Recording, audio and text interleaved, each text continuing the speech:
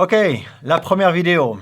Alors, qu'est-ce qui se passe? Il y a quelqu'un qui vient en Suisse, par exemple, ou bien en France, ou quelque part dans un pays où il pense que c'est un pays chrétien. Et qu'est-ce qu'il aperçoit? Bonne question. Bonne question. En fait, souvent, le témoignage qu'on a, c'est qu'ils sont souvent un peu surpris, choqués. En fait, j'ai une histoire d'un ami qui est devenu chrétien, en fait, qui était kurde. Et qui est venu ça fait déjà bien des années en arrière, mais ça représente assez bien, je trouve, qu'est-ce qui se passe. En fait, il est venu et il voulait vraiment connaître Dieu. Il était déjà très avancé, il voulait devenir imam, et il était très avancé dans la foi des musulmans, dans l'islam. Et il est venu en Allemagne, en fait. C'est une histoire qui se passe en Allemagne. Et en fait, donc il est venu en Allemagne, et puis il s'est rendu compte que personne ne parlait de Dieu, quoi. Donc les gens, ils connaissaient rien, ils parlaient pas de Dieu, voilà.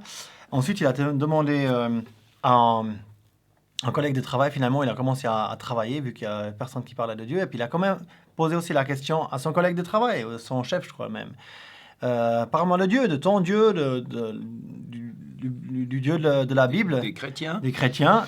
Qu'est-ce qu'il lui dit? Il lui dit, oublie le Dieu, allez, on va boire des bières. Donc voilà, ça c'est très allemand.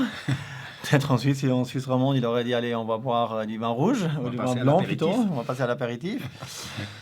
Donc voilà, très surpris. Et puis ensuite, en fait, il a un peu mal tourné, il est devenu criminel de plus en plus, jusqu'à faire un hold-up de banque où il a été attrapé. Et puis je passe tous les détails, et puis il a fini en prison, et puis là, il a commencé à lire la Bible, et puis là, il a vraiment, en fait, trouvé un chrétien. Et je pense que c'est ça dans la prison. Dans la prison, ouais. Il y a quelqu'un qui l'a visité, en fait. Il y a des chrétiens qui l'ont visité, surtout une personne. Et puis en prison, et là, il a appris vraiment à connaître qui est vraiment Dieu. Le Dieu des chrétiens, le Dieu de la Bible, le Créateur. Donc, et ça représente quand même pas mal, je trouve, ce qui se passe pour beaucoup de musulmans qui viennent en Occident, qui viennent en Europe. Comme ça, ils débarquent et puis qu'est-ce qu'ils voient? Ils voient les tenues, par exemple, des hommes et des femmes très légers. C'est quelque chose qui est choquant, quoi. Qui est choquant, ouais. Complètement. C'est vrai qu'on est parmi les chrétiens, on est devenu extrêmement... Enfin, dans ces pays chrétiens, on est devenu extrêmement léger dans nos mœurs. Hein? Ouais. C'est l'évolution d'une société. Mais peut-être c'est important de dire que, en fait, c'est des sociétés dites chrétiennes, mais il y a beaucoup dans la société chrétienne, il y a beaucoup de gens qui sont athées, beaucoup de gens qui sont juste chrétiens de nom. Ouais. Ils ont peut-être été baptisés dans une église, mais ils vont jamais à l'église. Ils croient pas du tout en Dieu, ils croient pas du tout à la Bible. Donc, il y a d'autres...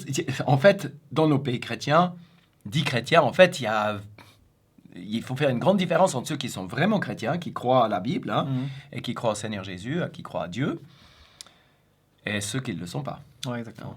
Et ça, déjà au temps de Jésus, déjà dans la Bible, en fait, on voit vraiment une différence entre des chrétiens qui portent juste le nom de chrétiens, qui se disent chrétiens, qui disent même à Jésus leur Seigneur, et qui même prient, qui font des trucs, qui vont à l'église, mais qui ne sont pas vraiment des chrétiens. Et puis pour ça, on peut peut-être lire un verset.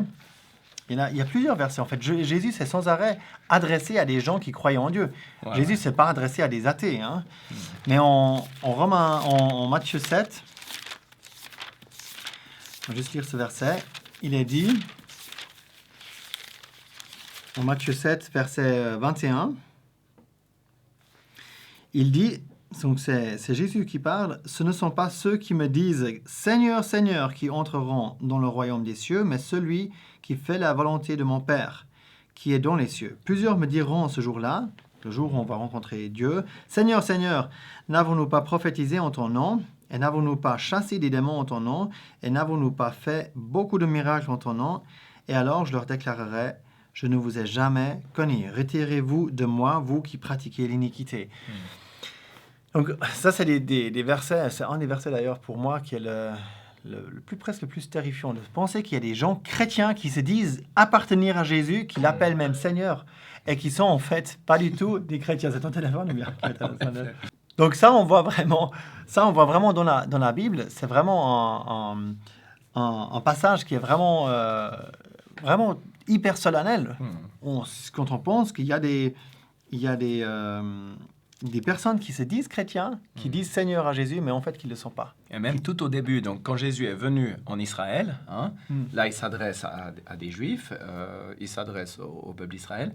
Mais même plus tard, quand l'Église a commencé, après que Jésus soit remonté au ciel, eh ben, on voit aussi qu'il y a des gens qui se sont dits chrétiens, qui se sont même fait baptiser, et puis qui n'étaient pas chrétiens. Et on trouve ça aussi dans Actes au chapitre 8, où on voit qu'il y avait un certain Simon, qui était un magicien, qui a été en contact avec Philippe, qui était un évangéliste, qui venait dans cette région de Samarie, et qui faisait des miracles aussi, à cause de la puissance que le Seigneur lui donnait. Et voilà, ce Simon, c'est écrit au verset 13 du chapitre 8 d'Actes, que Simon crut aussi lui-même, et après avoir été baptisé, il se tenait toujours auprès de Philippe, et voyant les prodiges et les grands miracles qui se faisaient, il était dans l'étonnement. Puis après, un peu plus loin, il dit la chose suivante, ce Simon, au verset 18, Simon, voyant que l'Esprit Saint était donné par l'imposition des mains des apôtres, leur offrit de l'argent, disant « Donnez-moi aussi ce pouvoir, afin que tous ceux à qui j'imposerai les mains reçoivent l'Esprit Saint. Et Pierre lui dit « Que ton argent périsse avec toi, parce que tu as pensé acquérir avec de l'argent le don de Dieu. » Après, il lui dit aussi « Repens-toi donc de cette méchanceté, et supplie le Seigneur que si faire se peut, la pensée de ton cœur te soit pardonnée. Car je vois que tu es dans un fiel d'amertume et dans un lien d'iniquité. » Donc voilà. Quelqu'un qui était... qui a adhéré. En fait, on peut, et puis on va en parler plus en détail de cela, mais on peut adhérer à un christianisme, à une église ou quelque chose, mais pas vraiment être connu, comme on a vu ici, du Seigneur Jésus. Et en fait, ce Simon-là, en fait, il voulait adhérer pour des mauvais motifs, parce qu'il voulait de l'argent. Il voulait de l'argent, il voyait qu'ils ont de la puissance, etc. Il voulait la même chose. Il s'est dit, tiens, je veux faire la même chose.